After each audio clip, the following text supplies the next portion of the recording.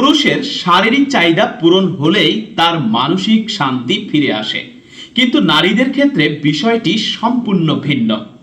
একজন নারী মানসিক শান্তি পেলে তবেই সে শারীরিক সম্পর্কের কথা ভাবে।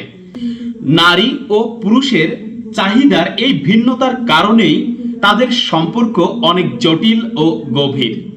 পুরুষের সমস্ত ডিপ্রেশন এবং ক্লান্তি দূর হয় তার সঙ্গীর সাথে শারীরিক সংযোগে। যদি আপনি আপনার পুরুষ সঙ্গীকে খুশি করতে চান, তবে তার সাথে অবশ্যই আপনার শারীরিক অ্যাটাচমেন্ট থাকতে হবে এবং তা হতে হবে মন থেকে। অন্যদিকে নারীরা বিপরীতে মানসিক অ্যাটাচমেন্টে বেশি গুরুত্ব দেয়। যদি তার মন ভালো থাকে তাহলে স্বাভাবিকভাবেই শারীরিক সংযোগে আগ্রহী হয়, আর যদি তার মানসিক অবস্থা খারাপ থাকে তাহলে সে কোনোভাবেই শারীরিক সংযোগে সাড়া দেয় না। একজন নারীর মনই তার আসল শক্তি।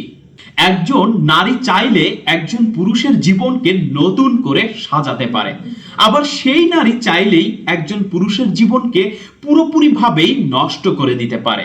একজন নারী চাইলেই একজন পুরুষকে সর্বোচ্চ সম্মানের শিখরে পৌঁছে দিতে পারে, আবার চাইলেই একজন পুরুষকে অসম্মানের তলানিতে নামিয়েও দিতে পারে। নারী চাইলে একজন পুরুষকে আর্থিকভাবে সমৃদ্ধ করতে পারে, আবার চাইলে একজন পুরুষকে নিঃস্ব করে দিতে পারে। নারী চাইলে একটি সুন্দর পরিবার ও একটি সুখী সংসার গড়ে তুলতে পারে, আবার চাইলে একটি পরিবারকে ধ্বংসও করে দিতে পারে। নারী চাইলে একজন পুরুষকে পরিবার, সমাজ এবং নিজের প্রতি আবদ্ধ রাখতে পারে, আবার চাইলে সেই পুরুষকে একা করে পরিবারহীন করে ছুঁড়ে ফেলে দিতে পারে। নারী তার শিক্ষা, শক্তি, মায়া, ভালোবাসা এবং মমতার মাধ্যমে পুরো পৃথিবীকে বদলে দেওয়ার ক্ষমতা রাখে। নারী চাইলে একজন পুরুষকে শত খারাপ অভ্যাসের মধ্য থেকেও মুক্ত করতে পারে, আবার নারী চাইলে একজন পুরুষকে যে কোনো ভাবেই ধ্বংস করে দিতে পারে। নারী, তোমার প্রতি আমার অগাধ বিশ্বাস। তুমি তোমার সৌন্দর্য, শিক্ষা এবং ভালোবাসার শক্তি দিয়ে তোমার সংসার, পরিবার এবং সমাজকে সুন্দর করে তুলবে।